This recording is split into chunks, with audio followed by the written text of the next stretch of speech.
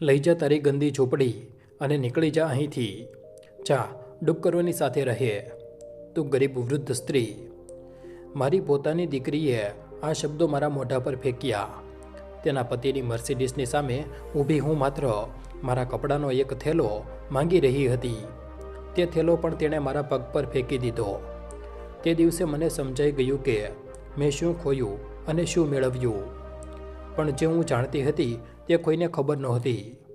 અને જ્યારે એમને ખબર પડી ત્યાં સુધીમાં ખૂબ મોડું થઈ ચૂક્યું હતું. મારું નામ પાર્વતી દેશપાંડે છે. ઉંમર છે 68 વર્ષ. પુણેના કોથરૂડ વિસ્તારમાં 30 વર્ષ સુધી મેં અને મારા પતિ નારાયણે એક નાનું રેસ્ટોરન્ટ ચલાવ્યું, દેશપાંડેજ કિચન. મહારાષ્ટ્રીયન જમવા માટે મશહૂર. લોકો દૂર દૂરથી આવતા હતા અમારું કોલ્હાપુરી મટન અને પૂરણપોળી ખાવા. જો તમે અમારી વાર્તા સાથે જોડાયેલા રહેવા માંગો છો તો અત્યારે જ ચેનલને સબસ્ક્રાઈબ કરી લો. અને તમને આવી વાર્તાઓ કેવી લાગી રહી છે જરૂર જણાવજો કોમેન્ટમાં. નારાયણનું નિધન થઈએ હવે 2 વર્ષ થઈ ગયા છે. લીવર સિસોરિસ હતું. 18 મહિના સુધી બીમારી સામે લડ્યા. ઈલાજમાં ખૂબ પૈસા લાગ્યા. છેલ્લા 6 મહિના તો આઈસીયુમાં જ વીત્યા. હું રોજ એમની પાસે બેસતી હતી, હાથ પકડી રાખતી હતી. એમણે છેલ્લે દિવસે મારા કાનમાં કહ્યું હતું, પારો બધું સંભાળી લેજે તું, મારાથી વધારે સમજદાર છો. પણ એમને શું ખબર હતી કે તેમની મૃત્યુ પછી શું થવાનું છે. નારાયણની મૃત્યુ પછી જ્યારે વસિયત ખોલી તો મારી દુનિયા ઉલટાઈ ગઈ. ઘર, રેસ્ટોરન્ટ, બેંકમાં જમા 50 કરોડ બધું જ મારી દીકરી ઈશિતાના નામ પર હતું. મને માત્ર ગામમાં એક જૂની ઝૂંપડી મળી, તે પણ નારાયણના દાદાની જમીન પર બનેલી. ત્યારે મને સમજ ન આવ્યું કે આવું કેમ થયું. નારાયણ મને આટલા પ્રેમ કરતા હતા, પછી એમણે આવી વસિયત કેમ બનાવી? જવાબ મને પછી મળ્યો, ખૂબ પછી. ઈશિતા મારી એકની એક દીકરી છે. 38 વર્ષની, MBAનો અભ્યાસ કર્યો છે. લગ્ન થયા છે દેવરાજ ઠાકુર સાથે. મોટા ઘરનો છોકરો. તેના પિતાનો કન્સ્ટ્રક્શનનો બિઝનેસ છે. દેવરાજ પોતે પણ પ્રોપર્ટી ડીલર છે. નાની હતી તો ઈશિતા ખૂબ વહાલી હતી. મને ચોંટેલી રહેતી હતી. રસોડામાં મારી સાથે બેસીને રોટલીઓ વણતા શીખતી હતી. પણ જેમ જેમ મોટી થઈ બદલાઈ ગઈ. MBA પછી તો તે એમને જોતી જ રહેતી. કહેતી હતી અમે જૂના વિચારોના છીએ. તેની મિત્રતા અમીર લોકો સાથે થઈ ગઈ. દેવરાજને મળી તો વધુ બદલાઈ ગઈ. લગ્ન પછી તે વર્ષમાં 2-3 વાર જ આવતી હતી અમારી પાસે, તે પણ પૈસાની જરૂર પડવા પર. નારાયણના બીમાર પડ્યા પછી તે રોજ આવવા લાગી હતી. મને લાગ્યું કદાચ દીકરી પોતાના પિતાની હાલત જોઈને સુધરી ગઈ છે. પણ મને ખબર નહોતી કે તે હોસ્પિટલમાં નારાયણ સાથે એકલામાં શું વાતો કરતી હતી. હવે મને ખબર છે. ત્યારે જ તેણે બધું પોતાના નામે કરાવી લીધું હતું. નારાયણ બીમાર હતા, દવાઓની અસર હેઠળ હતા. એમને સમજ નહોતું આવી રહ્યું શું સાચું છે શું ખોટું. અને હું તો બસ મારા પતિને બચાવવામાં લાગેલી હતી.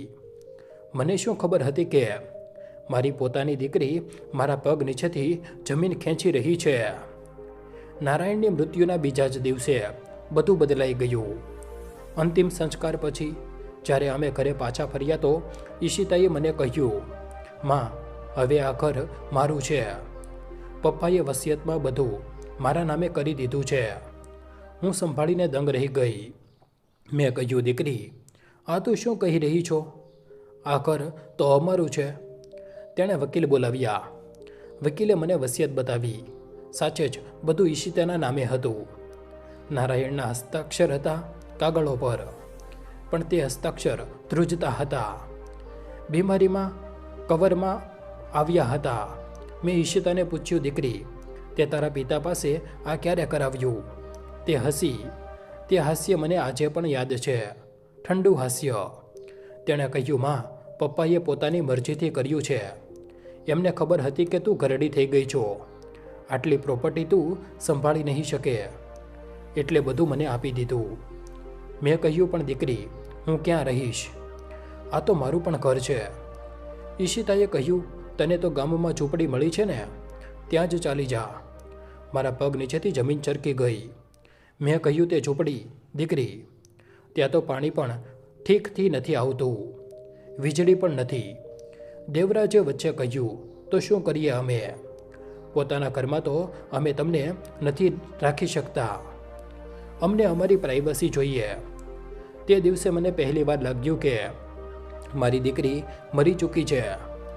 જે સામે ઊભી છે તે કોઈ બીજું છે. પણ અત્યારે તો શરૂઆત હતી, અસલી દુખાવો તો આગળ આવવાનો હતો. બીજા અઠવાડિયે મેં મારા કપડાનો થેલો માંગ્યો. મારા કબાટમાં મારી બધી સાડીઓ હતી, 30 વર્ષમાં જમા કરેલી. કેટલીક નારાયણે આપી હતી, કેટલીક મેં પોતે ખરીદી હતી. ઈશિતાએ કહ્યું, કઈ સાડીઓ? તે તો બધી જૂની છે, મેં ભંગારવાળાને વેચી દીધી. મારી આંખોમાં આંસુ આવી ગયા. મેં કહ્યું, દીકરી, તેમાંથી કેટલીક સાડીઓ તારા દાદીની હતી, મેં ખૂબ પ્રેમથી સાચવીને રાખી હતી. તે હસ્યું, કહ્યું, માં, હવે તું ક્યાં પાર્ટીમાં જઈશ? ઝૂંપડીમાં તો જૂના કપડાં જ ચાલશે. તેણે મને 2-3 જૂની સાડીઓ આપી, તે પણ ફાટેલી. કહ્યું, હાલો, બાકી હું રાખી રહી છું, મારા કામ આવશે. પછી તેણે મારા ઘરેણાં માંગ્યા. મારી પાસે થોડા ઘરેણાં હતા, મંગળસૂત્ર, 2-3 ચેન, કેટલીક બુટ્ટીઓ, એક નથણી, મોટાભાગના સોનાના. કુલ મળીને 3-4 તોલાનું સોનું હશે. મેં કહ્યું, દીકરી, આ તો મારા ઘરેણાં છે, નારાયણે મને આપ્યા હતા. ઈશિતાએ કહ્યું, પપ્પાએ તો બધું મારા નામે કરી દીધું છે, તો આ ઘરેણાં પણ મારા થયા. તને ગડપણમાં ઘરેણાંની શું જરૂર છે? મારા હાથ ધ્રુજી રહ્યા હતા. મેં કહ્યું, પણ દીકરી, ઓછામાં ઓછું મંગળસૂત્ર તો રહેવા દે. આ તો તારા પિતાએ મારા ગળામાં પહેરાવ્યું હતું. તેણે મંગળસૂત્ર મારા ગળામાંથી ખેંચી લીધું. કહ્યું, હવે પપ્પા નથી રહ્યા તો આની શું જરૂર? હું આને પીગળાવીને નવું ઘરેણું બનાવીશ. તે દિવસે કંઈક તૂટી ગયું મારી અંદર, પણ મેં કંઈ ન કહ્યું. બસ ચૂપચાપ જોતી રહી, કારણ કે મને યાદ આવી રહી હતી એક વાત. નારાયણે છેલ્લા દિવસે કહ્યું હતું, પારો બધું સંભાળી લેજે. કદાચ એમને ખબર હતી શું થવાનું છે, કદાચ એમણે કોઈ વ્યવસ્થા કરી હતી. મને બસ ખબર પડવાની હતી કે શું, તો તે નિર્ણય કર્યો. હું ગામની ઝૂંપડીમાં રહીશ અને ત્યાં જે પણ છે જોઈશ. પણ પહેલાં એક કામ કરવાનું હતું. હું પુણેના એક વકીલ પાસે ગઈ. એમનું નામ હતું મિલિંદ ભોસલે. નારાયણના જૂના મિત્ર હતા. એમણે અમારા રેસ્ટોરન્ટના ઘણા કાગળો બનાવ્યા હતા. મેં એમને બધું જણાવ્યું, વસિયત બતાવી. મિલિંદ સાહેબે કાગળો ધ્યાનથી વાંચ્યા. પછી બોલ્યા, દેવીજી, આ વસિયત મને સાચી નથી લાગી રહી. નારાયણજી ક્યારેક આવું ન કરે. મને શંકા છે કે આ એમની મરજીથી નથી બની. મેં પૂછ્યું, તો શું કરી શકાય છે? એમણે કહ્યું, તમે ઈચ્છો તો કોર્ટમાં કેસ કરી શકો છો, પણ તેમાં સમય લાગશે, અને પૈસા પણ તમારી પાસે કેટલા પૈસા છે? મારી પાસે કંઈ નહોતું. ઈશિતાએ બધું છીનવી લીધું હતું. મિલિંદ સાહેબે કહ્યું, એક કામ કરો, તમે પહેલાં ગામની ઝૂંપડી જોઈ આવો, ત્યાં જુઓ શું છે, પછી અમે વિચારીશું કે આગળ શું કરવું છે. અને એક વાત, જે પણ કાગળો ત્યાં મળે સાચવીને રાખજો, બની શકે તે કામ આવે. હું ગામ માટે નીકળી. ગામનું નામ હતું ખેડ. પુણેથી આશરે 60 કિલોમીટર દૂર બસમાં બેસીને ગઈ. ઝૂંપડી ગામની બહાર હતી. 5 એકર જમીન પર 4 બાજુ ખેતર હતા. ઝૂંપડી ખૂબ જૂની હતી. દિવાલો પડી રહી હતી. છતમાં કાણા હતા. દરવાજાની સાંકળ તૂટેલી હતી. પણ જ્યારે મેં અંદર પગ મૂક્યો તો મને લાગ્યું જેમ નારાયણ મારી સાથે ઊભી છે. હવામાં એમની સુગંધ હતી, તમાકુ અને જૂના કાગળોની મહેક. ઝૂંપડીમાં એક નાનો રૂમ હતો. તેમાં એક જૂની કબાટ હતી. લાકડાની ચાવી કબાટમાં જ લાગેલી હતી. મેં કબાટ ખોલી અને જે મેં જોયું તે મારી જિંદગી બદલાઈ ગઈ. કબાટમાં કાગળોનું એક બંડલ હતું. મેં ઉપાડ્યું. પહેલો કાગળ હતો જમીનનો દસ્તાવેજ, 5 એકર જમીન મારા નામ પર. બીજો કાગળ હતો બેંકનું સ્ટેટમેન્ટ્સ, ફિક્સ ડિપોઝિટ્સ, 20 કરોડ રૂપિયા મારા નામ પર. ત્રીજા કાગળમાં લખ્યું હતું સોનાના બિસ્કિટ 10 કિલો. કબાટની નીચે ભોંયરામાં મારા હાથ ધ્રુજી ગયા. હું જમીન પર બેસી ગઈ, રડવા લાગી. નારાયણે મારા માટે બધી વ્યવસ્થા કરી રાખી હતી. એમને ખબર હતી કે ઈશિતા શું કરશે, એટલે તેમણે પોતાની અસલી સંપત્તિ અહીં છુપાવી દીધી હતી, મારા નામ પર. વસિયતમાં જે 50 કરોડ ઈશિતાને મળ્યા હતા તે તો કંઈ જ નહોતા. અસલી સંપત્તિ તો અહીં હતી. પણ એક બીજો કાગળ હતો, સૌથી મહત્વનો, રેસ્ટોરન્ટની પાર્ટનરશિપ ડીડ. તેમાં લખ્યું હતું પાર્વતી દેશપાંડે, 70% નારાયણ દેશપાંડે, 30% મતલબ રેસ્ટોરન્ટ પર મારો હક હતો. 70% ઈશિતાને વસિયતમાં જે રેસ્ટોરન્ટ મળ્યું હતું તે માત્ર 30% હતું. હું સમજી ગઈ, નારાયણે જાણી જોઈને આવું કર્યું હતું. એમણે વસિયતમાં માત્ર પોતાનો ભાગ ઈશિતાને આપ્યો હતો. મારો ભાગ તો મારો જ હતો. મેં કબાટની નીચે જોયું. સાચે જ એક નાનું ભોંયરું હતું. તેમાં એક લોખંડનો બોક્સ હતો. બોક્સમાં સોનાના બિસ્કિટ હતા, 10 કિલો. આજના ભાવમાં આશરે 15 કરોડના. હું ત્યાં જ બેસી રહી. કલાકો વિચારતી રહી કે હવે શું કરું. પછી મને યાદ આવ્યું ઈશિતાનો જે ચહેરો, જ્યારે તેણે મારું મંગળસૂત્ર ખેંચ્યું હતું, જ્યારે તેણે મને ગરીબ વૃદ્ધ સ્ત્રી કહી હતી. મેં નિર્ણય કરી લીધો. હું ખેડ ગામમાં જ રોકાઈ, ઝૂંપડીમાં સફાઈ કરી, પાડોશીઓ પાસેથી મદદ લીધી. 1 અઠવાડિયામાં ઝૂંપડી રહેવા લાયક થઈ ગઈ. મેં ગામના લોકો સાથે મિત્રતા કરી. એમને જણાવ્યું કે હું અહીં જ રહીશ. હવે તે બધા ખૂબ સારા હતા, મારી મદદ કરતા હતા. પણ હું ચૂપચાપ મારું કામ કરી રહી હતી. હું પુણે જતી હતી, મિલિંદ સાહેબને મળતી હતી. બધા કાગળો એમને બતાવ્યા. એમણે તપાસ કરી. બધું સાચું હતું, બધું કાનૂની હતું. મિલિંદ સાહેબે કહ્યું, દેવીજી, આ જમીન આજકાલ ખૂબ કિંમતી છે. અહીંથી થોડી જ દૂર પર IT કંપનીઓના ઓફિસ બની રહ્યા છે. તમારી આ 5 એકર જમીન ઓછામાં ઓછી 75 કરોડની છે. 75 કરોડ માત્ર જમીનની, બાકી 20 કરોડ FDમાં, 15 કરોડ સોનામાં, કુલ મળીને 110 કરોડ. અને ઈશિતા પાસે 50 કરોડ. તે પણ જો કોઈ તકલીફ ન થઈ તો તે મિલિંદ સાહેબને પૂછ્યું. અને રેસ્ટોરન્ટનું શું? એમણે કહ્યું તે તો તમારું છે. 70% તમે ઈચ્છો તો કાલે જ ત્યાં જઈને તમારો હક માંગી શકો છો. પણ મેં કહ્યું ના, અત્યારે નહીં. અત્યારે હું રાહ જોઈશ. સાચા સમયે બધું ખબર પડશે. મિલિંદ સાહેબ હસ્યા. બોલ્યા, તમે ખૂબ સમજદાર છો દેવીજી. નારાયણજીએ સાચું કહ્યું હતું તમારા વિશે. 3 મહિના વીતી ગયા. હું ગામમાં જ હતી. સવારે ઉઠતી, તુલસીને પાણી આપતી, નાના રસોડામાં ખીચડી બનાવતી, નારાયણની જૂની રેસીપી નોટબુક જોતી, એમની લખાવટમાં લખેલી વસ્તુઓ. પણ મારું મગજ ચાલી રહ્યું હતું. હું બધું પ્લાન કરી રહી હતી. આ વચ્ચે ઈશિતાએ એકવાર પણ ફોન ન કર્યો. એકવાર પણ ન પૂછ્યું કે હું ઠીક છું કે નહીં. પણ મને તેની ખબરો મળી રહી હતી. ગામની એક સ્ત્રી રમા કુલકર્ણી એમની પાડોશણ હતી કોથરૂડમાં. તે મને જણાવતી હતી કે શું થઈ રહ્યું છે. ઈશિતાએ રેસ્ટોરન્ટમાં બદલાવ શરૂ કરી દીધા હતા. નામ બદલી દીધું હતું, ઠાકુર્સ ડાઇનિંગ રાખી દીધું. અમારા જૂના કર્મચારીઓને કાઢી મૂક્યા, નવા લોકો રાખી દીધા, મેન્યુ બદલી દીધું. મહારાષ્ટ્રીયન ખાવાની જગ્યાએ ચાઇનીઝ અને ઇટાલિયન ખાવાનું શરૂ કરી દીધું. કિંમતો બમણી કરી દીધી. પણ ગ્રાહક ઓછા આવવા લાગ્યા. લોકોને નવું ખાવાનું પસંદ નહોતું આવી રહ્યું. તેઓ અમારું જૂનું ખાવાનું ઈચ્છતા હતા. રમાતાઈએ જણાવ્યું કે ઈશિતા પરેશાન છે. રેસ્ટોરન્ટમાં નુકસાન થઈ રહ્યું છે.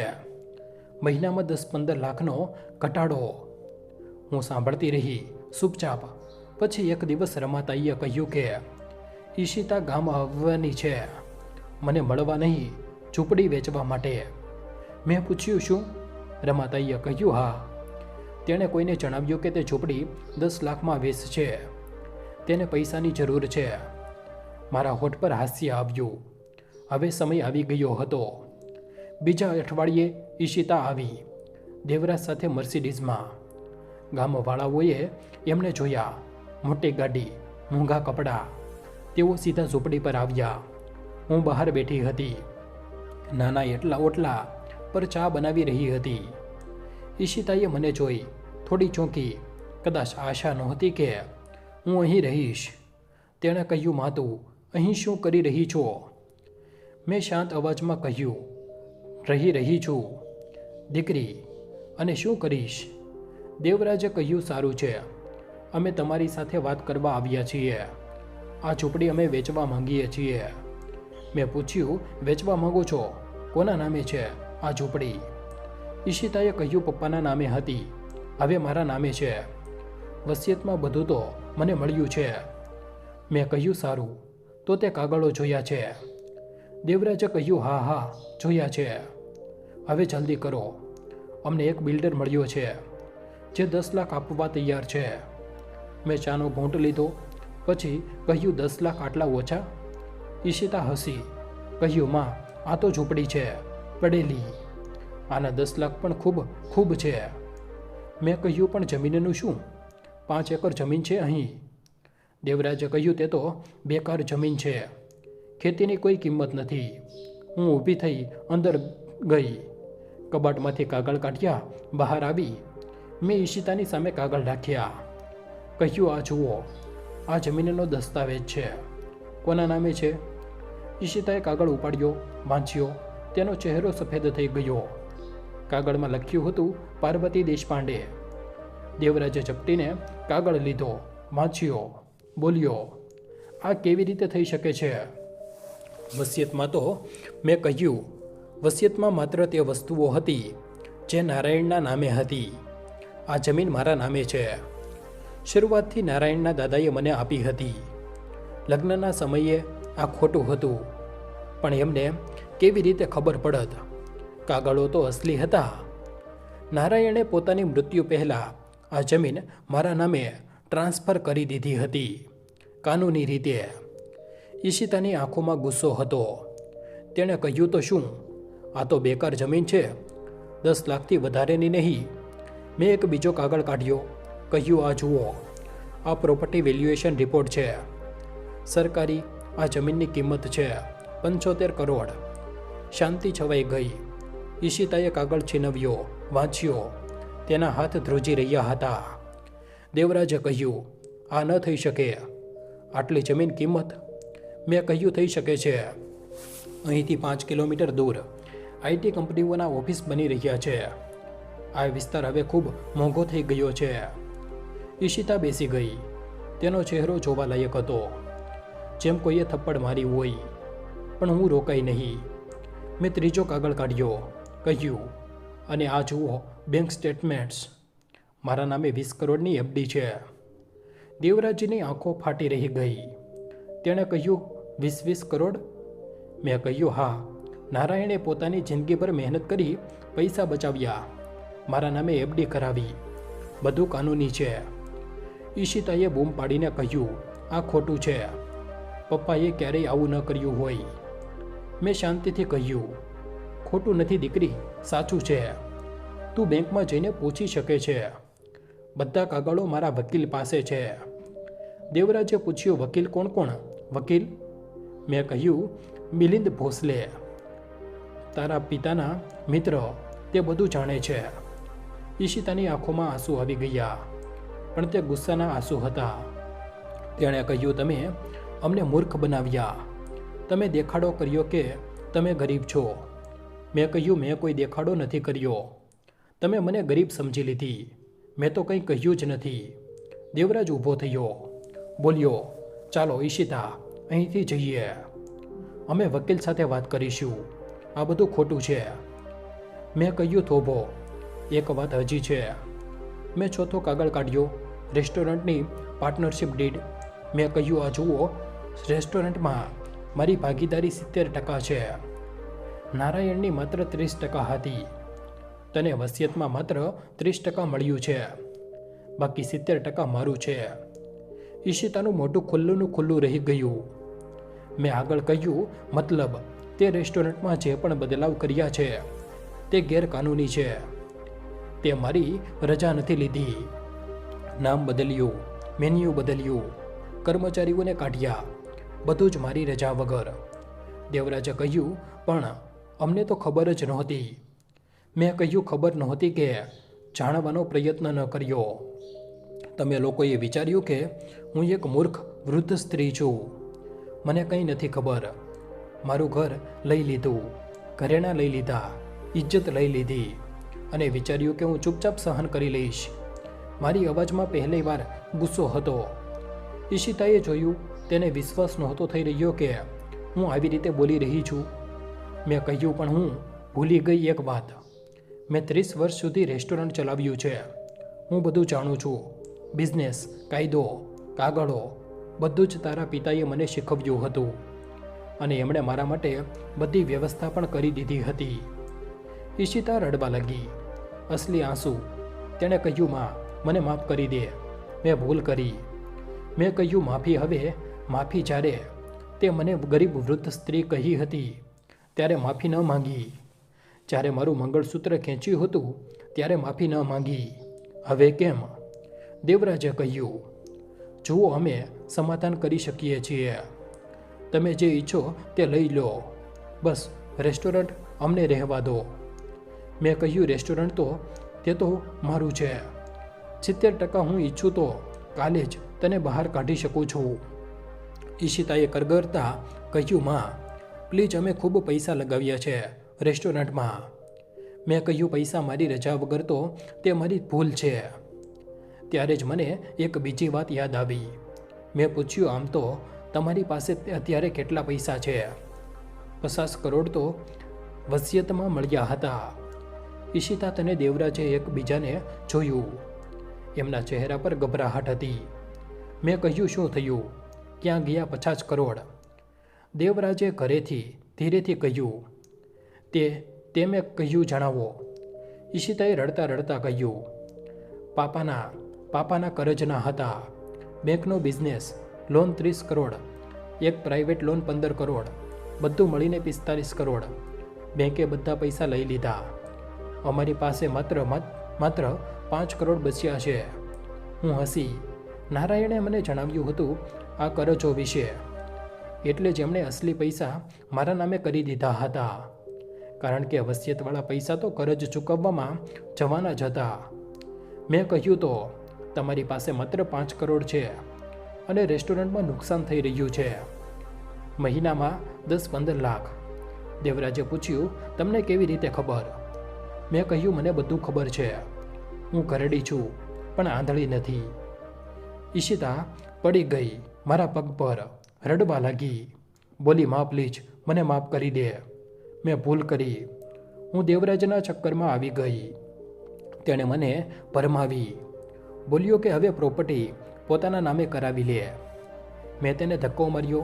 કહ્યું, ઊભી થા, હવે આ બધું નહીં ચાલે. તે મને જ્યારે અપમાનિત કરી હતી ત્યારે દેવરાજે નહોતું ભરમાવ્યું, તે પોતે કર્યું હતું, પોતાની મરજીથી. હું અંદર ગઈ, એક ફાઇલ કાઢી. તેમાં કેટલાક બીજા કાગળો હતા. હું બહાર આવી. કહ્યું, આ જુઓ, આ નોટિસ છે મારા વકીલ તરફથી.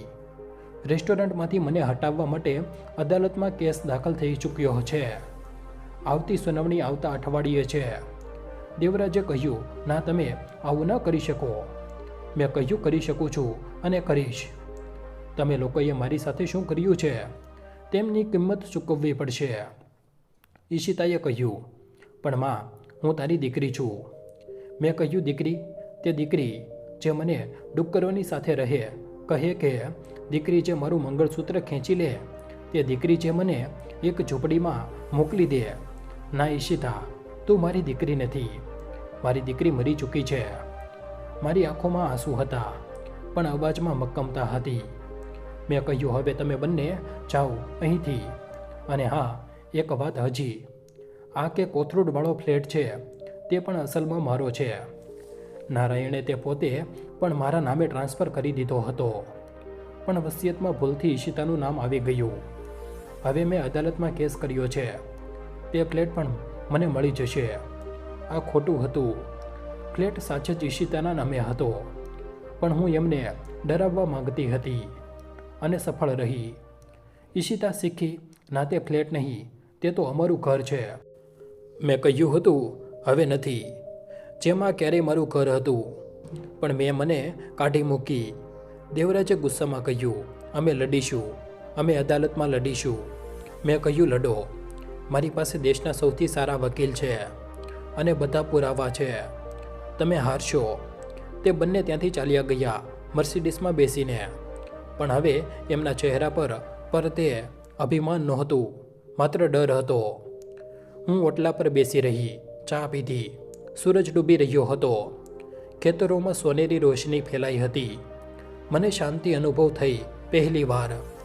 નારાયણની મૃત્યુ પછી પહેલીવાર આવતા અઠવાડિયે અદાલતમાં સુનાવણી થઈ. મિલિંદ સાહેબે બધા કાગળો રજૂ કર્યા.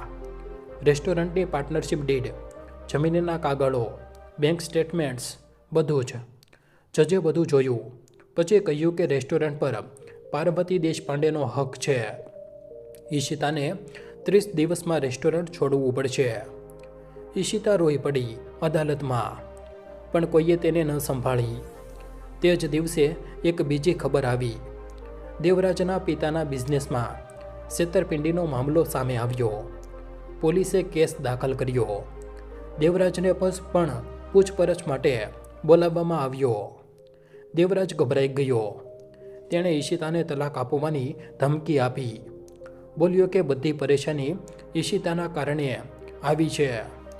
ઈશિતા તૂટી ગઈ. તેણે મને ફોન કર્યો. રડતા રડતા માફી માંગી. બોલી કે બધું પાછું આપી દેશે, બસ હું તેને માફ કરી દઉં. મેં કહ્યું, ઈશિતા, માફીથી કંઈ નહીં થાય. તે જે કર્યું છે તેની સજા ભોગવવી પડશે. હવે તને ખબર પડશે કે ગરીબીમાં જીવવું કેવું લાગે છે.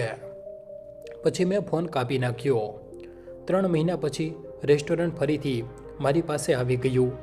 મેં બધું પહેલાં જેવું કરી દીધું. નામ બદલ્યું, દેશપાંડે જ કિશન ફરીથી. જૂના કર્મચારીઓને પાછા બોલાવ્યા. જૂનું મેન્યુ લગાવ્યું. ગ્રાહક પાછા આવવા લાગ્યા. લોકો ખુશ હતા.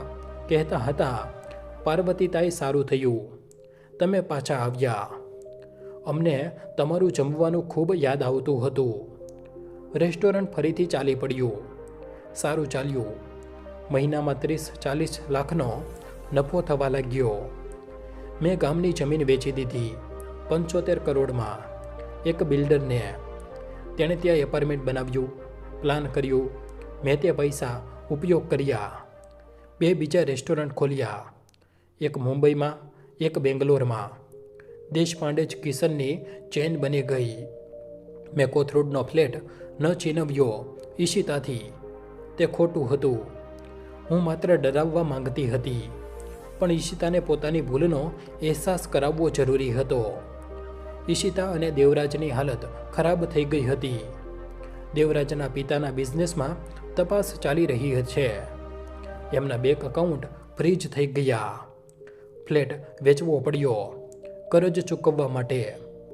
હવે તે એક નાના ભાડાના મકાનમાં રહે છે. ઈશિતાએ નોકરી શોધી. એક શોપિંગ મોલમાં સેલ્સ ગર્લ બની ગઈ. મહિનામાં 15,000 પગાર.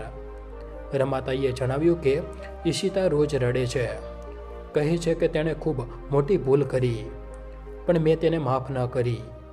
ક્યારેય નહીં કરું, કારણ કે કેટલીક વસ્તુઓ માફ નથી કરી શકાતી.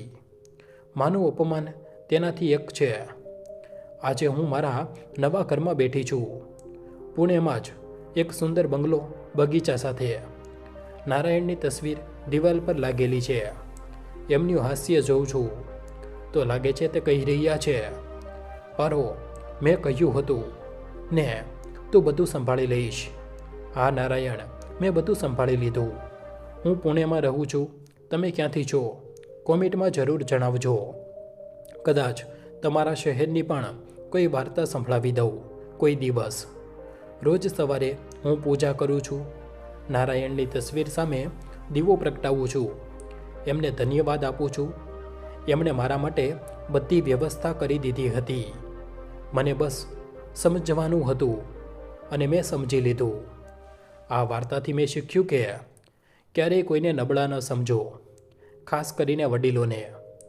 અમે જિંદગીમાં ઘણું બધું જોયું છે, ઘણું બધું શીખ્યું છે. અમે ચૂપ રહીએ છીએ તો તેનો અર્થ એ નથી કે અમે ડરપોક છીએ. તેનો અર્થ છે કે અમે સાચા સમયની રાહ જોઈ રહ્યા છીએ. ઈશિતાએ વિચાર્યું હતું કે હું એક મૂર્ખ ઘરડી સ્ત્રી છું. તેણે મને ઝૂંપડીમાં મોકલી દીધી, પણ તે ઝૂંપડીમાં જ મારી અસલી તાકાત છુપાયેલી હતી. આજે મારી પાસે 110 કરોડથી વધારેની સંપત્તિ છે, 3 રેસ્ટોરન્ટ છે, એક બંગલો છે, ઇજ્જત છે, શાંતિ છે.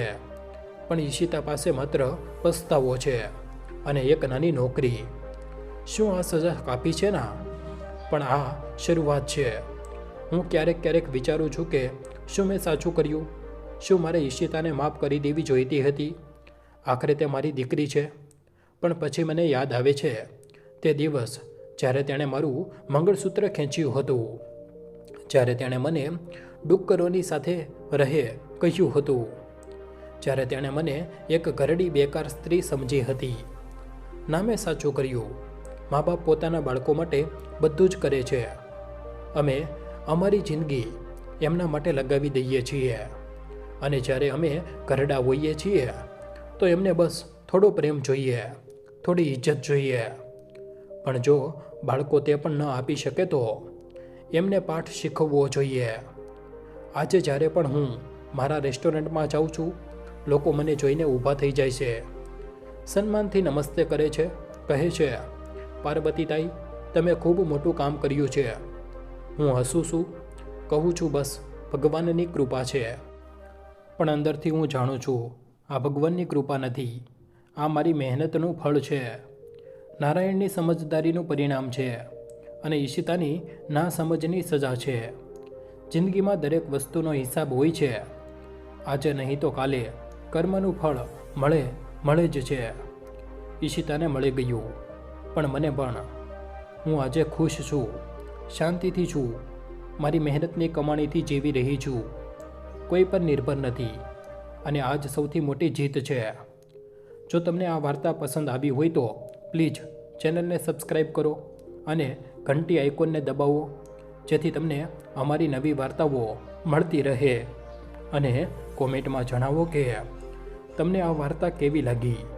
શેર કરવાનું ન ભૂલતા તમારા પરિવાર અને મિત્રો સાથે. આવતી વાર્તા જલ્દી જ આવી રહી છે. ત્યાં સુધી જય શ્રી કૃષ્ણ. ધન્યવાદ.